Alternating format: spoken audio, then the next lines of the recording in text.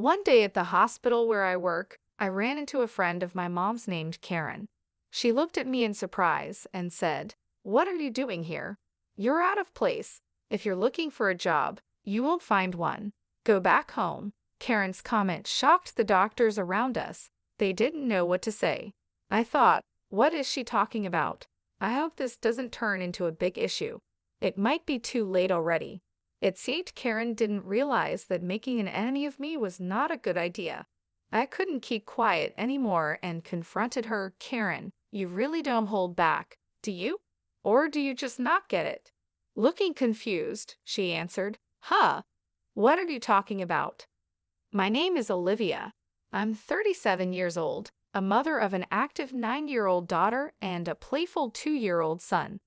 My husband, Jackson, who is 3 years younger than me, is a dedicated nurse at a general hospital.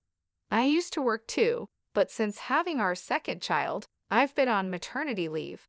We once lived in a small 3-bedroom apartment, but before our son was born, we moved into a second-hand house with a loan. It needs some work but could be a cozy home. It has a big garden for the kids to play in and a rooftop balcony with a calming view. The house is old, which adds to its charm, and my husband and I really like it. Near our house is a beautiful park where the kids can play all they want, and it's our little paradise on weekends. Late in my second pregnancy, I met a mom in that park who introduced herself as Karen. Since her daughter and mine are the same age and often play together, Karen and I became friends and had many conversations. Karen always wears bright designer clothes, and her daughter is dressed in well-known brands. When I found out Karen worked as a surgeon at a well-known hospital, I guessed it might be the same one where my husband Jackson works. Out of curiosity, I asked her about it, and to my surprise, she did work there. Excited by this coincidence, she said with sparkling eyes, "This is such a coincidence. I'd love to meet your husband." So we decided to invite her over for tea the next weekend. On the promised Sunday, Karen and her daughter came to our house. But as soon as she walked in, she started looking around suspiciously, as if she was searching for something. "This house feels old. Did you inherit it from your family?" she asked. "No," I replied. "We bought it secondhand and moved in just last year." "It is indeed old." As my husband spoke, Karen examined each piece of furniture as if she was evaluating its worth. We were taken aback by her rudeness.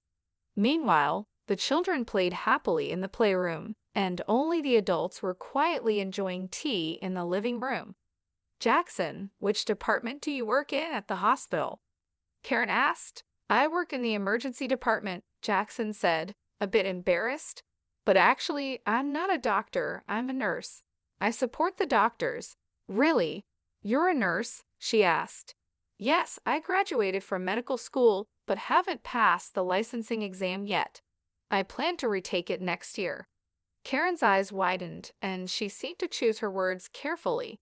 It's quite unusual to hear of someone graduating from medical school and not passing the licensing exam. Her next words made us uncomfortable. "Can a nurse's salary really support a family with children? Are you managing the mortgage payments and living expenses okay? Or is that why you chose an old secondhand house?" Her questions hurt us, and all we could do was give an erased smile. Karen made several more rude remarks, and we were speechless. After she left, I apologized to Jackson for the uncomfortable situation. "Jackson, I'm really sorry if I made you feel uncomfortable because of what Karen did. Maybe I should keep some distance from her from now on." "Don't worry about it," Jackson reassured me with a warm smile.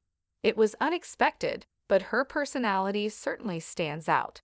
It's good to connect with other moms in the neighborhood, but I decided it would be best to not get too involved with Karen in the future."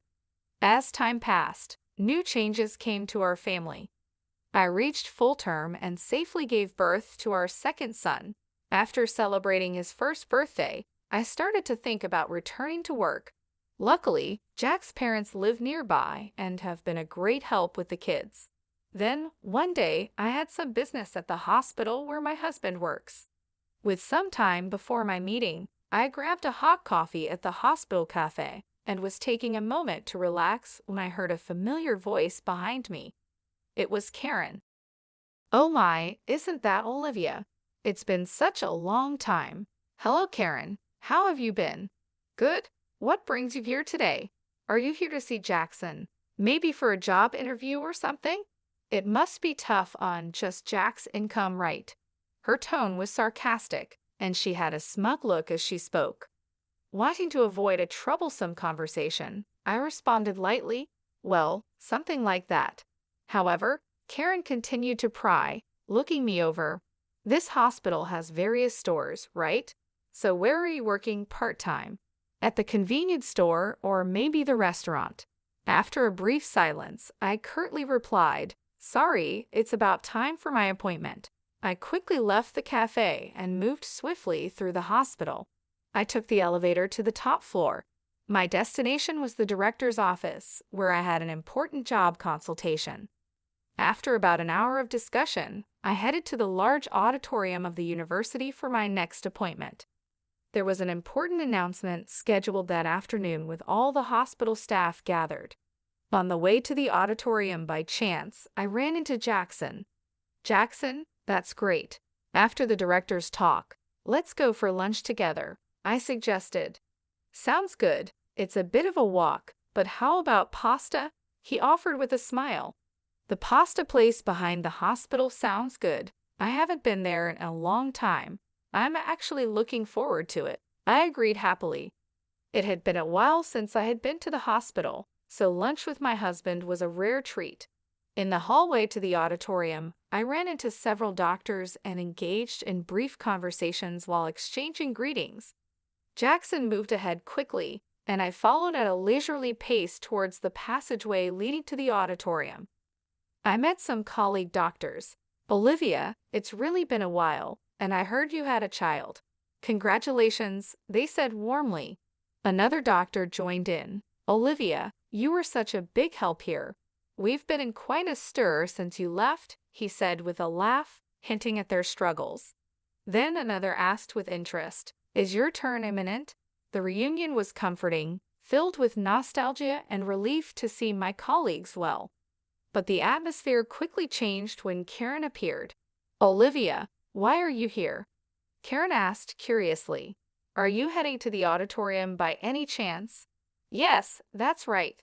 I have some business, I responded modestly yet clearly with several colleagues around. But Karen's questions grew more pressing. But the gathering is only for doctors and nurses, right? Why would a part-timer be here? She asked, not hiding her skepticism. Her remark brought silence to the corridor, a silence that felt heavy. A part-time lady like her, a doctor muttered. Is she okay? Another murmured worriedly. I tried to ignore Karen's words, not wanting to stir up unnecessary trouble. However, Karen seemed only more provoked. Why are you ignoring me? It's like you don't think at all. You, Karen exclaimed with a sneer. Lost your way? The auditorium isn't this way. If you're looking for part-time work, go the other direction. Now, please leave, she commanded, looking down on me. The doctors present were appalled by Karen's behavior, but they stood by me, trying to diffuse the situation. They raised their voices in unison against Karen. Disappointment and anger were evident on their faces, and their voices contained a strong sense of rejection toward her actions. Hold on, what kind of way is that to speak to Olivia? Don't you have any manners? Apologize to her right now, they demanded, not just disapproving but reproaching Karen's conduct. The doctors gathered, looking tense, and confronted Karen. The atmosphere was charged with tension. Faced with the united front against her, Karen appeared confused and at a loss for words.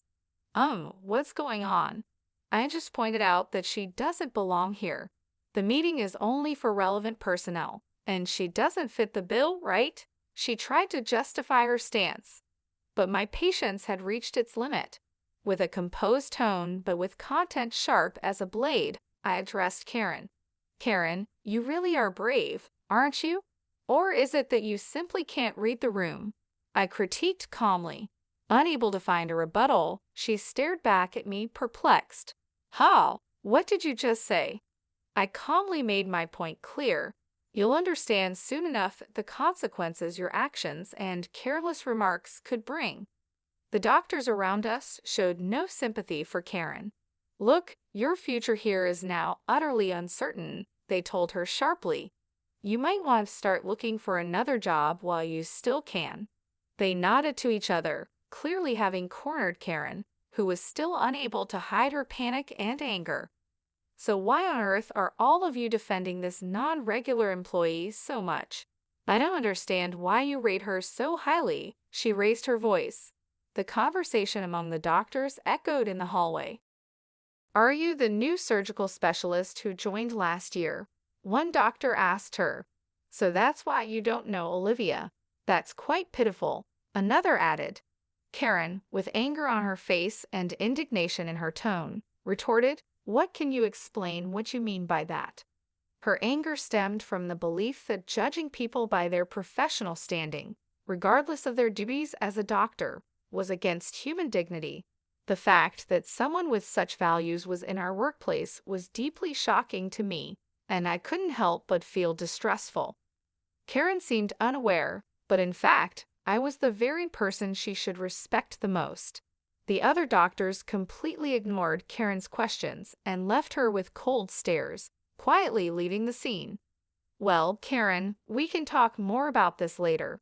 You may find my husband's position as a nurse pitiable, but no matter how hard you try, you can never be like Jackson. Besides, the fact that you find meaning in competing shows a great misunderstanding on your part, I said. Karen became flustered. Wait a minute, who on earth are you? You're not just a part-timer, are you? She raised her voice. I smiled secretly and replied, As I've already said, you'll come to understand shortly. With that, I hurried off toward the auditorium. As I entered, a large number of doctors had already gathered, and the director stood in front of the screen as most of the attendees had arrived. Everyone, thank you for gathering here during your busy schedules. Today, I would like to discuss the future direction of our hospital. He began and then proceeded to make an important announcement. Seeing Jackson in the crowd, he approached me and whispered, Olivia, good timing. I happened to overhear a bit earlier. Was there some trouble with Karen? Yes, she did point out something minor, but it's not a big deal. Interestingly, it seems she has misunderstood me for a part-time worker at this hospital. I replied, and Jack looked shocked. He responded, No way, Olivia as a part-timer. We couldn't help but laugh at how ridiculous the situation was. During this, the director finished explaining the annual business plan and moved on to an important personnel announcement. As you all know, our hospital has enough doctors and nurses. To further improve our medical services, we plan to start overseas training programs. The first training is scheduled in 3 months, and we will select 6 doctors and 6 nurses for it, he announced. This news was met with cheers from the doctors, and everyone was excited about the opportunity. Overseas training was a great chance to learn about the latest medical practices worldwide, and since it was the hospital's first initiative of its kind, everyone was thrilled. The director then said, Now, let's move on to announcing the selected 11. I remarked with a slight surprise, Look, the medical students have already been chosen. Jack listened silently next to me, waiting for the announcement to continue. First, I would like to introduce Dr. Karen. With her excellent clinical skills and remarkable treatment results, the director announced. There was no dispute in her selection. Surprisingly, Karen, who had just been in a conflict, was the first chosen as a trainee. The applause and cheers in the hall seemed to celebrate each accomplishment and effort.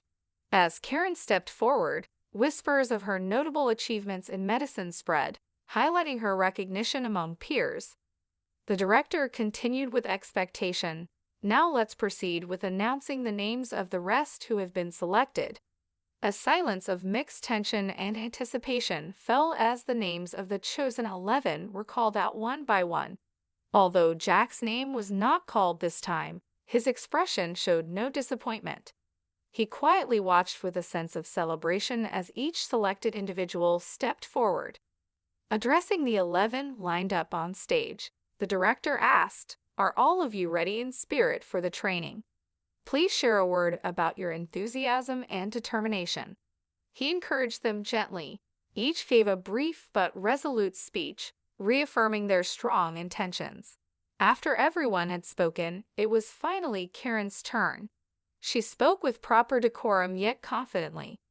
"I am truly grateful for this training opportunity.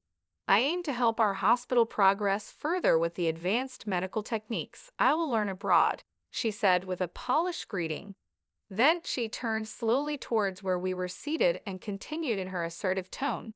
"However, this hospital has inexperienced nurses who continue to fail the national exam and bold individuals who try to attend medical conferences despite not being regular staff.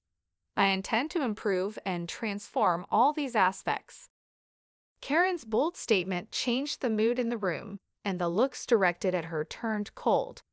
Her words brought out the hospital's tensions and showed how risky youthful overconfidence can be. The director's intense gaze seemed to freeze the room, adding gravity to the situation. Maintaining his calm, the director asked Karen, "Karen, that comment was about those two sitting there, wasn't it?" His smile was calm, but didn't reach his eyes. Confidently nodding, Karen replied, "Yes, exactly. There are those unfit for this noble assembly." Remaining composed, the director then called out unexpectedly, "Olivia, could you come forward, please?" With this invitation, I, who had been just an observer, suddenly became the center of attention. Confused and beginning to lose her confidence, Karen asked, "Why her? Why are you calling her name?" The director, showing disappointment towards Karen, said in a quiet voice, "Karen, I am disappointed in you. Olivia, please introduce yourself to everyone." Taking a deep breath, I started, "Hello, everyone. It's been a while. I am Olivia, the chief of the medical department. I apologize for any inconvenience my maternity leave may have caused, but I will be resuming my duties next month. I look forward to working with you all again." Karen's voice couldn't hide her surprise. "Wait, she's the chief of the medical department." Her eyes searched the room for confirmation. Indeed, as the head of the medical team, I was about to return to my role. I had taken a 3-year parental leave to give birth to and raise my first son.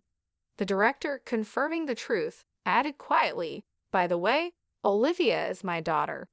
His words rang clear in the room, clearly defining the situation. Karen's expression shifted from confusion to shock. Her mouth opens as if she wanted to object, but no words came out. The room, filled with hospital staff, couldn't hold back, and suppressed laughter spilled out at the unexpected turn of events. The director spoke in a relaxed tone, "Karen, for this upcoming overseas training, you have been assigned to be the team leader. Your deployment will be in a conflict zone in the Middle East. There is a shortage of both medication and medical equipment, and it's going to be very challenging. It will be interesting to see how well your skills hold up there. But don't worry, Olivia will be there to support you. Try to learn as much as you can under her guidance." Proud, Karen responded with dignity, "I am a doctor too. Although I have no experience working abroad, my clinical skills and treatment records are first class. I will not allow myself to be underestimated." I replied to Karen with a calm but firm voice, "Let me make one thing clear, Karen. In the near future, I am going to take over the directorship of this hospital from my father. Do you understand the weight of this fact?" Karen's expression stiffened. Seeing this, I continued, "Yes, it seems you understand well. Depending on my decision, your future in this hospital may be affected." Karen could no longer hide her agitation. "I haven't heard such a thing," she muttered. Jackson intervened calmly, adding quietly, "Karen, we had not informed you about that matter beforehand. Your disrespectful attitude towards Olivia may well be something you deeply regret in the future." Towards the end of the meeting, the director stated firmly, "Please, everyone, a bit of silence. Karen in the discussions here, in the end, results are everything. No matter how excellent you may be, that is just one aspect. What's important is the results you can achieve in this hospital, and on that front, I have great expectations of you." Karen fell silent at the director's words, bowed her head, and nodded without saying anything. The director concluded, "Today's meeting is adjourned." As his words ended, everyone in the auditorium stood up and returned to their respective places. Stepping out of the director's office leisurely, I casually said, "Shall we go for lunch? I've got a craving for pasta today." Side by side with Jackson, we left the meeting behind us. I started walking towards our favorite pasta place behind the hospital, leaving the building behind. As we were about to pass the small smoking area set up behind the hospital, I spotted Karen. She was deep in thought, taking a drag of her cigarette. When our eyes met, Karen awkwardly looked away. Just then, a loud crash caught our attention. A car had rear-ended another in an accident. Jack and I sprang into action immediately. The area was nearly deserted, so it was crucial for us to move quickly to help. "Are you okay?" Jack called out with concern and quickly checked on the people involved in the accident. One was the driver in the car that was hit, and another was a pedestrian who happened to be walking by. Karen also rushed to the accident scene, but seemed overwhelmed by the chaos. Acting on my medical instincts, I began to give directions. "Jackson, quickly get that man into a safe position and check his pulse," I instructed. Jack moved without wasting any time, following my instructions promptly. As an emergency nurse, Jack had received special training, including attending surgeries I conducted. I had trained him rigorously, which helped him develop exceptional practical skills compared to other nurses. I then directed Karen with calm and clarity. "Karen, check if that elderly person is bleeding and assess their level of consciousness." However, Karen seemed paralyzed by the seriousness of the situation, standing still without moving. My voice grew firmer as I insisted, "Karen, do you understand what I'm saying? Please respond quickly." Her voice was tense. Karen was clearly overwhelmed, and with an unstable voice, she replied, "Ah, yes, what should I do?" Her panic was evident and seemed to add to the confusion at the scene. I rebuked Karen firmly yet patiently. "Don't you know what to do in an emergency?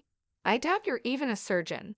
Karen responded with what could be perceived as anger.